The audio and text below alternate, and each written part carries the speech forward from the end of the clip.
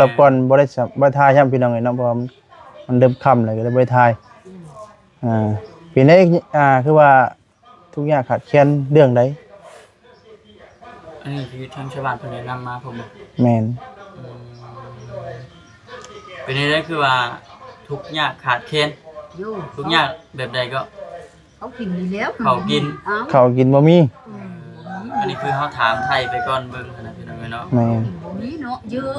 ซื้อก็บ่มีใช้สมมุติว่าอยากได้อย่างที่สุดก็หมู่มีที่ว่าอยากได้หลักๆเลยหลักๆเลยอยากได้ที่สุดในตอนนี้เขากินก็จะได้ไผพาก็จะได้เขากินได้เขากินหลักๆนี่อยากได้ที่สุด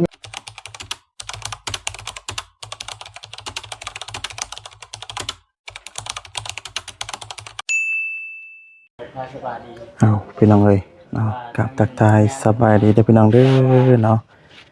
สบายดีพ่อแม่พี่น้อง FC กันเบิดสู่ผู้สู่คนพี่น้องเลยบ่ว่าสิอยู่ในและก็ต่างประเทศพี่น้องเลยเนาะก็ยินดีต้อนรับเข้าสู่ช่องบ่าวซาดีชาแนลอีกเด้อพี่น้องเลยพอๆกันคือเก่าพี่น้องเลยพี่น้องเลยเนาะเอามีอีกครอบครัวนึงเนาะที่ทางโอจิตแล้วก็ทาง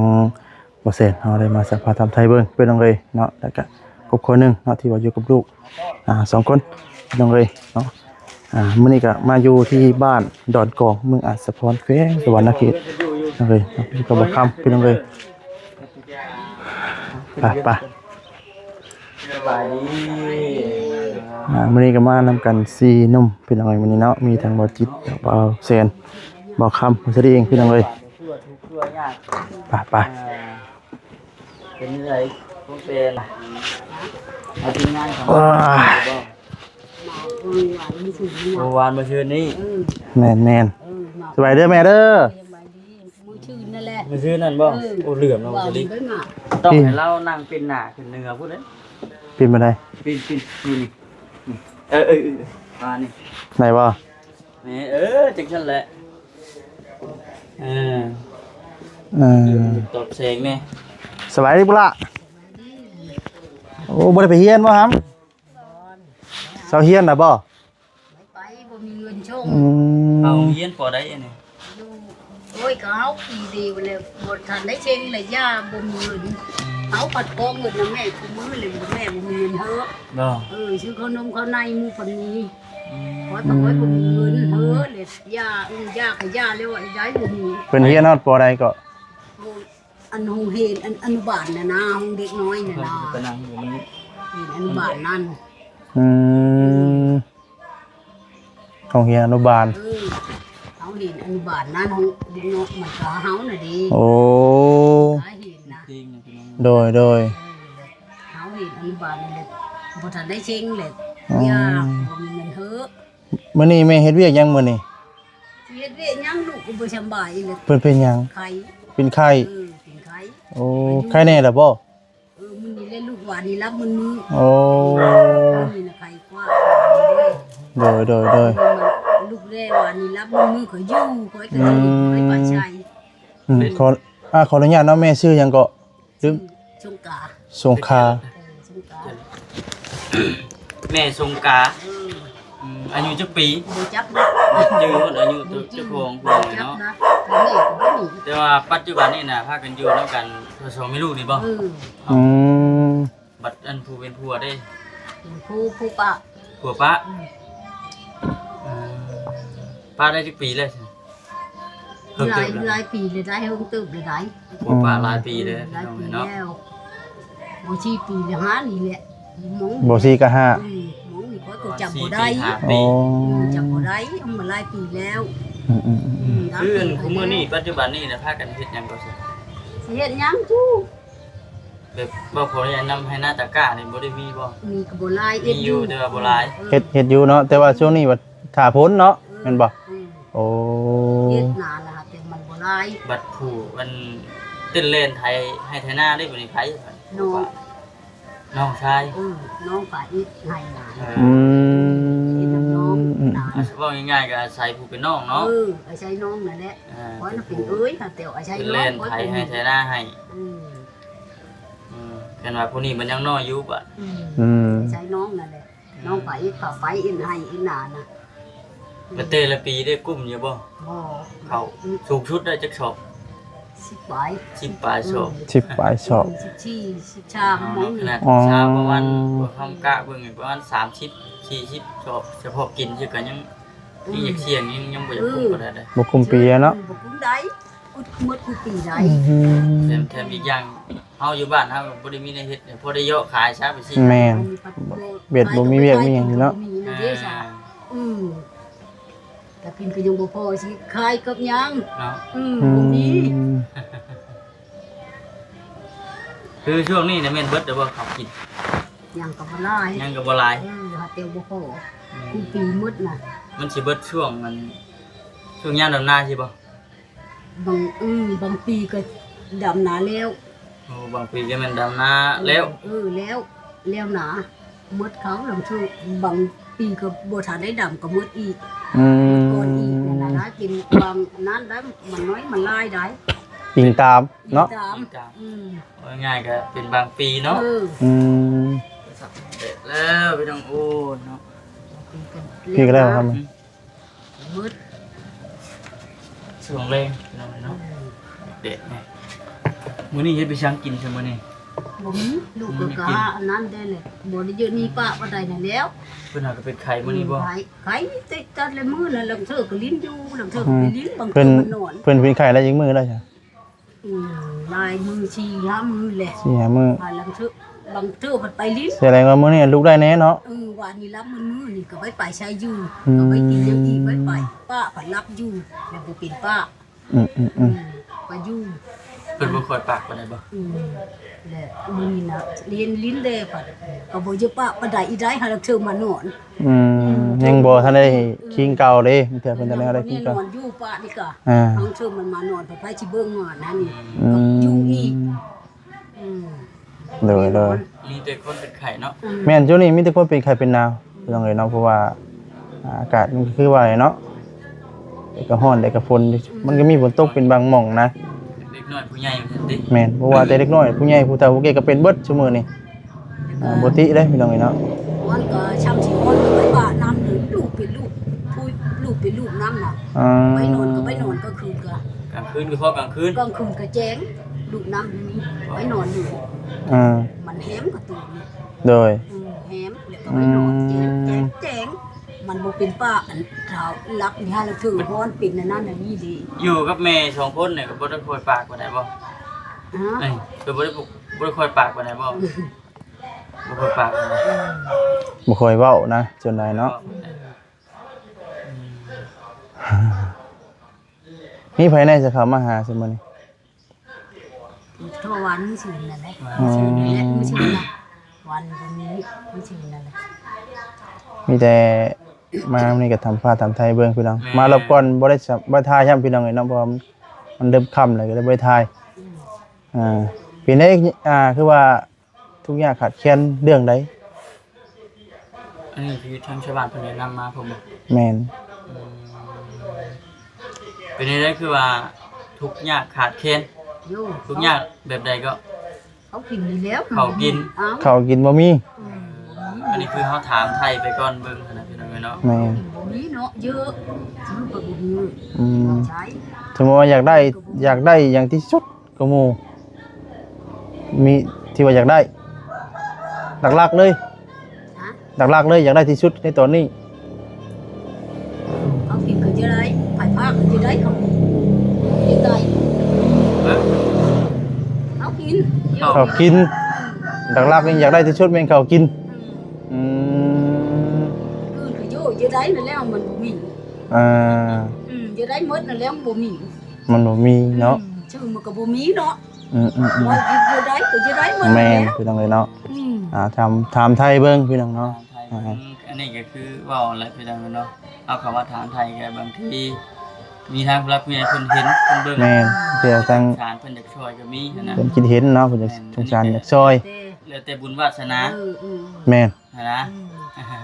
สิได้หรือบ่ได้ก็ขึ้นนำบุญวาสนาเด้อนะเด้อ เห็นว่าเฮาบ่ถามก็บ่ฮู้คือว่าแล้วเนาะ แม่น ถามเบิ่ง อันใดก็มันบ่มีจะได้หมดนั่นแล้วมันบ่มี คือเรื่องรักเลยแต่มัน เข้าพี่น้องเนาะ เขากิน จากที่ได้ยินแล้วว่าเขากินมันสิเบิดช่วงนี้เด้นาบ่พูดว่านากับนาหน่อยมีอยู่ให้นาตะกายแต่ว่านาน้อย ลายเฮ็ดปีหันแต่ เฮ็ด บ่ลาย เฮ็ดนี่เฮ็ดทุกปีเนาะ เฮ็ดปีชาวบ่ลายหนาวเขาก็บ่ลายหนาวก็บ่ลาย ยอดเสียงครับ แน่เนาะ ช่วงเจอขึ้นหมอกครับ แน่เนาะว่าเสร็จก่อน ตอนแรกในเมนเข้าเนาะพี่น้องเลย อ๋อแต่ฉันหุ่นนี่บ่สิ เอามามุมใหม่บ่ งอนได้มีบังอ่ะ เพลงนี่พี่น้องเนาะเพลงนี่มันนี่คือว่าเราจะเห็นให้หน้าบัดช่วงนี้บัดฝนบัดบ่ตกเนาะ เขาสิมืดก่อนอีก มีคนบ่ทุกทำแล้วเดี๋ยวนี้อย่างนี้ แต่เก่าแล้วบ่ทำนี่แต่เก่า เดี๋ยวเจ็บเป็ดนะเนาะ มันก็เริ่มใกล้แล้วเนาะ อืม ค่อยเข้ามาจั่นจ้อเข้ามาได้พี่น้องเลยแต่ว่าวันนี้ถ่าฟ้าพ้น คนก็ฝักดีปานใดอีปีนี้ คือว่าเป็ด2คนบ่เดือน เป็ นี้ ด มัน สองคนใน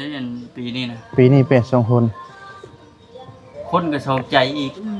บ่แพ้ได้บ่แม่นช่วยจ้องใจได้ หืม ลายก็มี หลายใจก็มีบ่ ผู้ลายก็ลาย พี่ช่างว่าแท้แม่ ไว้สิช่องใจ ว่าเนาะ ลายใจ เป็ดสองคนคนหลายใจว่าซั่นซะ บ่ไปสนใจบ่ โอ้ยสองใจ หากเห็นน้องก็ยิ้มไป แม่ช่องหุ่นก็ช่องใจบ่แม่น เออ แม่ช่องหุ่นก็มันลายใจมันลายความคิดอีกก็เว้าเลยมัน หลายคนกันเลย นั่นเนาะ เอา นี่แหละพี่น้องนะว่าพอได้หัวมันม่วนหัวนอน คิด หัว มากก็ได้ยินแล้วว่าโอ้ยจะเป็นทุกข์จะเป็นยากจะได้ว่าซั่น ไว้เป็นหัวก่อนพี่น้องเลยเนาะนี่แหละเนาะ ใครอยู่เพิ่นว่าทุกข์ยาก ทุกยากหรือทุกง่ายแม่ทุกยากหรือทุกง่าย ทุกข์ยากบ่คือทุกข์ง่ายทุกข์ยากบ่ เราบ่จักพี่น้องเนาะมันยังติดข้าวบ่นี่แก ติดมาอ้างติดมา ติดห้างนี่ได้ยินเสียงแล้ว ร จะ อ ชื่อ แล้ว ยังล่ะ กด ฮะ กด มงกุฎ มุงกด อ๋อถามมงกุฎ เฮียนอยู่ห้องใด อนุบาล อนุบาล2 ชื่อเจ้าของนี่เป็นเลยบ่ เขียนเป็นบ่ชื่อเจ้าของ บ่เป็นซ้ำ บ่เป็นซ้ำพี่น้องเลย บ่ง่ายจะว่าหากะเฮียนปีนี้ไปจักบ่ กายเห็น หากะเฮียน คือผู้เป็นแม่นี่เป็นเลยบ่ แม่ได้เป็นบ่หนังสือ โอ้ยลืมไปแล้ว ลืมหมดแล้วเรียนปได้แม่น่ะ ปอยชามออกกลางปีแม่ ป3อ๋อ แม่เสียได้ พ่อบ่ไงก็พ่ออันได้เขียนออกแม่นบ่ แม่เสียแล้วก็ออกบ่มีคนเอ็ดเวเด้เขานั่นแหละ แหน่ไปทางใดก็บ่ได้ฮู้เนาะอ่านป้ายอ่านทางเนาะ ไกลบ่หางเวียน ทางเข้ามานี่บ่โอ้ น้องมงกุฎเนาะ แม่น ชื่อเพิ่น ถือว่าเพื่อนดัชนันเป็นเนาะ แม่นเฮือนล่างนี่ลงคนลงค่ายถือว่ายังโอเคอยู่แต่ว่าผาเนาะ พาแล้วเราเป็นพาพี่น้องเลย แต่ว่าหลักๆก็คือระหว่างนั้นพี่น้องเลย เข้าตอนล่างในเม่นเข้าอยากได้ที่สุดเลยคือเข้าพี่น้องเลยใช้เข่าชั่วมือนี่ยังหลายบ่จากเข่านะ บ่หลายปานใด ยังจากโล บ่จ้า บ่จักเที่ยง ใช้อยู่ใช้เข่าจ้ะอยู่ในเฮือนพุ่นบ่ เป็นอย่างเบิ่ง เขาอยู่เหิน เออ อยู่ในเหล้าบ่ บ่อยู่เหิน อยู่ในเฮือนนี่บ่ เพื่อนกับเราเข้าในแม่นอยู่บนเดียวกัน บ่ได้มีเหล้าเข่าบ่ ใช้เป่าใช้ชอบนะ แต่ชอบ สีมาแล้วก็ไว้ในเฮือนเลยเดี๋ยวชอบสุดท้าย คือเพื่อนชาตินี่แม่นเพื่อนอันอยู่มากับผัวนี่บ่ ปลูกสร้างกับผัว สร้างกับผัว แต่ว่าดินได้จ้ะดินนี่กับ ดินของแม่ ของแม่มูลแม่อ๋อ ง่ายๆอยู่มูลแม่เนาะ มูลแม่ปันให้แล้วก็ปลูกสร้างบ้านสร้างเรือนอยู่นี่มานี่คือทั้งผัวแล้วก็ปะแล้วก็มีไปมีครอบครัวใหม่หรือว่าอย่างก็ตามแต่เพิ่นเนาะประมาณนี้พี่น้องเนาะเรื่องราวครอบครัวของทางแม่ยังก็สงขลา สงกะกา สงกา สงกา เนาะลืมชื่อ นึกว่าสงขาเนาะสงกา สงกามงกุฎ สงกามงกุฎน้องเลยมีลูกชายเดียวได้แม่นบ่อืม ลูกชายโทนลูกชายเดียว บ่เปลี่ยนนี่แหละ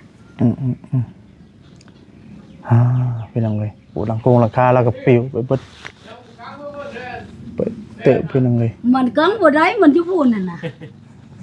ไม่หยังก็ แต่มันเฮอขังแดดมันขังบ่ได้ว่าว่าเจ้าแต่ชื่อขังบ่ได้ว่า เพิ่นว่าให้คังแดดบ่ ขังบ่ได้ว่ามันอยู่พูนยามอันน่ะยามมันลงมาแล้วยามบ่ โอ้ฝนเป็นนะเติดพี่น้อง พุ่น เปียกบ่ คำพละน่ะเป๊ะคำแบบสมมุติว่าหลุมน่ะคำบ่หลุมน่ะบ่เป๊ะ แค่นั้นมันพระมาทั้งพี่นี่มันเปียก ถ้าว่าลมพัดเข้ามาสิเนี่ยมันเปียกเลย คำว่าตุกธรรมดาน่ะบ่เป๊ะ ถ้าว่าตกเบ็ดแห้งๆก็มีลมมานํน่ะแม่น แม่นเป๊ะ นอน อยู่จังได๋บัดนี้ ลมพัดแล้วก็มานอนทับพี่ อ้าวเลย มานอนกับพี่บัดนี้ มันบ่พาทางนี้เด้ โอ้ทางนี้มีเพิ่นมุงอันนี้พี่น้องนะมุงไผหญ้า เดี๋ยวมันบ่พามันมาทางนี้ลมน่ะมันน่ะเป๊ะมืดเวลามันตกแต่ชื่อบ่เป๊ะ โอ้ มันบ่ลง แต่ว่าแห้งที่สุดมันเปียกพี่น้องเลย คำว่าลมตื่นเลยถือว่ามีมืดคำว่าตกธรรมดาบ่เป๊ะ เอาได้หยังสิกินใช่ไหมมื้อนี้ บ่มี บ่มีแนวกินอีก เอาหลักๆแบบว่าสมมุติว่าลูกบ่ได้เป็นไข้เป็นหนาวนี่คือปัจจุบันนี่คือมื้อนี้เนี่ยไปเฮ็ดเวียกหยัง เฮ็ดเวียกหยังก็ หาก็ สิหาหยังไป อยู่แต่เฮือนนี่บ่บ่ได้ไปหาหยังบ่บ่ได้ไปหาอยู่หากินบ่ บางมื้อก็ไปเอาหาดูไม้แถวนี้หน่อไม้ หาหน่อไม้ หาหน่อไม้โอ้ยน่ะ บางมื้อก็ไปเนาะ บางมื้อก็ไปหาหน่อไม้แถวโอ้ยนี่ เขาบ่ไปก็บ่มีกินได้แล้วจ้ะเนาะยิ่งบ่มีข้าวกินอยู่บัดแฮงบ่ไปยังสิตื่มได้เนาะ มันเริ่มผัดลูกไข่ผัด บ่ได้ไป หาลูกไม้ผัดหาแล้วถือมันมานอนดิแม่มันหาลูกไม้คือว่าลูกลิ้นอยู่บัดมาแล้วมันนอนอยู่มันแฮมเด้ มื้อที่ว่าลูกเป็นนั่นบ่ เออ มื้อที่ว่าลูกเราเป็นไข้น่ะคือแม่น่ะบ่ได้อยู่นํพี่น้องเนาะไปหาอยู่หากินแต่ว่าพอมาฮอดเฮือนเราชาติเพราะว่าเห็นลูกนอนอยู่เป็นไข้บ่สบาย เรียกว่าคำว่าลูกบ่ได้เป็นหยังนั่นแหละป้าลูกเลยไปหาหน่อไม้ อืม มากับใครแด้ลูกบ่ได้เป็นหยังอันนี้เดี๋ยวมันไขมันหยังเลยบ่เป็นป้า อืม ยันมันมาลิ้นอยู่หาแต่บัดแล้วยันมันมาหนอน อืม แล้วป้ามันฮ้อนมันหยังเนาะแล้วบ่เป็นป้าอีกก็บ่ แล้ว ได้ อยู่2คนก็ยากแน่เนาะ แม่น ไปหน้าคือนึงหลัง ไล่ชื่อ คำว่าเพิ่นแข็งแฮงยังว่าไปนำแม่เนาะไปนำแม่แล้วไปหาหันหานี่ แห้งก็บ่ไปนำกับป้าอยู่หื่นก็ได้ เพื่อนก็ได้เนาะ ให้เด่นน้ำหมูสิเนาะ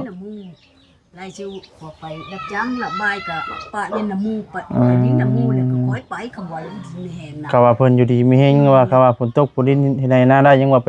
ดำนาดำจ้างเนาะ แล้วคำอยู่ดีมีแหงนะป้าได้ฉัน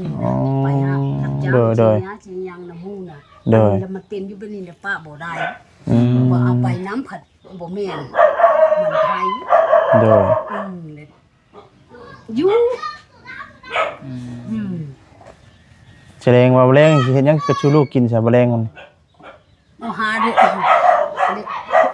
ห้ามว่าไปหาไม่ก็เนื้อเลยไปน้ำเลยเอาหาได้ก็ใบลายเราก็ขยัน อ๋อสิเฮ็ดหน่อไม้แกงหน่อไม้ชูลูกกิน เอาหาเลยเอาได้บ่ลายพาไปพยันฮอนแดง เป็นครัวอยู่ทุ่งเฮือนเลย แต่งอยู่ก็กินอยู่ถึงเฮือนมันมีชานี่เนาะ วานนี่ไม่ไปเลยอยู่รับมันมือ อืม ไม่ไป อืม รับ อืม ป้าบ่ได้ทางถือฮ้อนย่างปัดไปอยู่น้ำบ่มีไผเบิ่ง อืม คือว่าไปไปป้า โดย คือว่าไปกินอีกินกะไปไก่ไปหา อืม มื้อใดมันยากก็แม่นที่ว่าจุนะเนาะบ่ได้ไป บ่ได้ไปเมื่อเนาะ ไปยุดก่อนบ่ได้ยา มีหยังกินก็กินไปก่อน บ่มีแล้วก็บ่มี มีแต่แม่นบ่มี บ่มีแล้วก็บ่มี คืออีกอยู่พี่น้อง รอยก็คือบ่มีให้เนาะ อืม สิมีจังไดเนาะแต่บ่มีก็คือว่าต้องหาได้แหละ มื้อนี้น่ะมาเยี่ยมมายามเด้อมื้อนี้เด้อ บ่ได้มีหยังมื้อนี้ บ่ได้มีหยัง อ่า และมื้อหน้ามื้อในคันว่ามีทางผู้ใหญ่เพิ่นให้ เป็นสะพานบุญให้กันว่ามีผู้ใหญ่เพิ่นสงสารว่าซั่นซะเนาะ โดย ก็สิเข้ามาเยี่ยมมายามอีกรอลุ้นรอพังเบิ่งนั่นแหละพี่น้องเนาะ แม่น อันนี้ก็มีแต่ว่าภาวนาให้มีทางผู้รับผู้ใหญ่เพิ่น อ่า ได้มองเห็น แม่น ได้สง เสีย สาร ซอเนาะเดินเข้าลงน้ำหลักๆคือเป็นเข้าเนาะพี่น้องเอ้ยไป คิดอยู่บ่กุ้มใจอยู่บ่แต่ละมื้ออยู่กัน2คนนี่เคยคิดกุ้มใจอยู่บ่ ขึ้นนั่นแหละขึ้นมันบ่ คิด มี แบบ ยัง ใด นั่นแห เอ้า ละ สิถามเบิ่งก่อน เคย กุ้มสิ่งที่ว่ากุ้มใจที่สุด มันบ่มี กุ้มที่ว่ามันบ่มี เคยไปท่ออยู่บ่แม่ ฮะ เคยท่ออยู่บ่ คือโท บางเทื่อบ่มีแนวข้าวแนะนำเบ็ดให้ลูกกินทีนะเคยท่ออยู่บ่ กินอยู่กูมื้อ แต่ว่าบ่ได้อดบ่บ่พาลูกอดบ่อ๋อ เขาหาได้กินอยู่หาแต่ว่าบ่หลายเลยหาแต่กิน แต่ว่ามีพอกินพอทุเลาเนาะ ใครกว่าไปกิน อื ลูก ม บ่หลายเลยน้องมันบ่มีกินช้ำนั่นแหละ กินซามีเนาะ กินช้ำนี้ เอาง่ายๆกันเราคิดอยู่หั้นนะเนาะเวลาเมื่อยคิดอยู่คิดกุ้มมุกกุ้มใจอยู่อืมคิดก็ได้แต่คิดคือว่าแล้วเนาะ คือแต่ชื่อ ก็ได้แต่คิดจะซื้อ คือบ่ได้ คิดจังไดก็มันบ่มีเนาะ ลูกเต้าไปหาเงินหาคำอยู่บนไทยว่าซั่นซะจังว่ามีบ่อนอัน ค่าใช้เนาะ โดย คือไปคือชะม้อยคือไปคือชะม้อย อันนี้บัด ช่วย อยู่ซื่อๆบัด แต่ชื่อ เป็นยังไง ขึ้นมากระชุด ขึ้นไปขึ้นมากับชุดครับคิดยังบ่ออกเลยบัด บ่ตามใจผู้ดี ตามใจผู้เดียว มันได้อยู่บัน ฮะ มันตามใจผู้เดียวแล้วก็ เป็นว่า มันตามใจขึ้นเลยมันบ่มีขึ้นเลยมันอุกยังอุกบ่มีเนื้อลูกกินบ่มีเงินเวลาลูกกินเขานมเขาในก็ผัดเยอะเอาเงินให้ใช้ชื่อ อุ๊บตัวนี้บ่ยังเก่งอยู่มีเงิน บ่มีเงินก็บ่มีเลยอู้มืด น้ำถุง10,000 20,000พอได้จกให้ลูกซื้อขนมขนมสิไข่เนาะ อันนี้ปัจจุก็ใช้จุกเอาใช้ก็ว่าหูบ่มีมาแต่ใช้แล้วก็ไปกินขนมนี่สิขาดอันนี้ขาดมันบ่มีชื่อขาดขนมน่ะสิไม่กินมันขาดแท้อันนี้อยู่ได้บ่มีก็ไปกินอันเขาน่ะสิ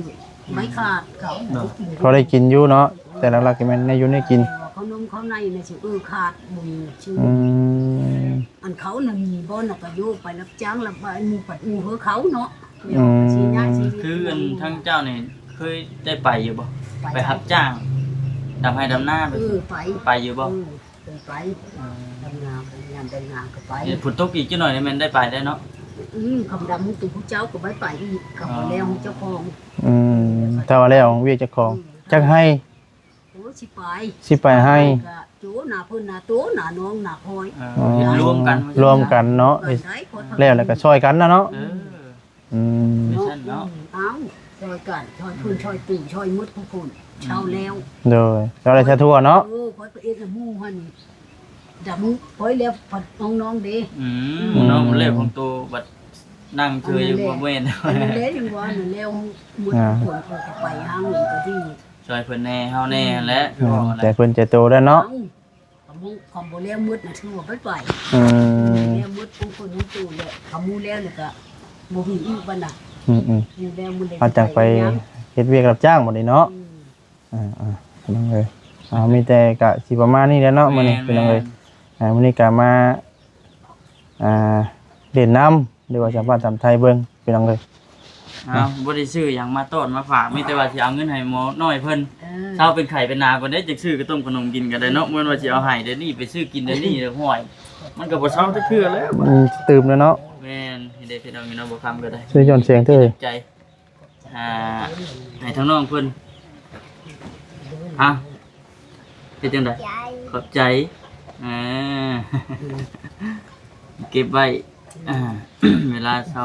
เป็นไข่เป็นดาว จังไปซื้อกินเนาะไปซื้อกินแล้วไปให้ตื่มเด้อเนาะ ให้มันเก็บไว้ก่อนเช้าไข่ก่อนเนาะเนาะมีโอกาสจังสิได้มาอีกพี่น้องเนาะสิได้เป็นกันดีอยู่ดอกแม่นไม่ใช่กันดีถ้าว่ามีบุญวาสนา สู้ๆไปก่อนสู้ๆเนาะ อยู่ดีไม่แห้งกันแล้ว เอาสบายดีเด้อนอนสบายดีพี่น้องเลยพี่น้องเลยเนาะกาสิประมาณนี้เนาะพี่ฝ่าจังใดก็ขอโทษขออภัยได้พี่น้องเด้อเนาะคำบอกคำจาใดบ่สวัสดีเนาะบ่มนุษย์ฮูเนาะขอโทษขออภัยนํเนาะลำลาพาจากไปก่อนแล้วเนาะสบายดีพี่น้องเนาะสบายดี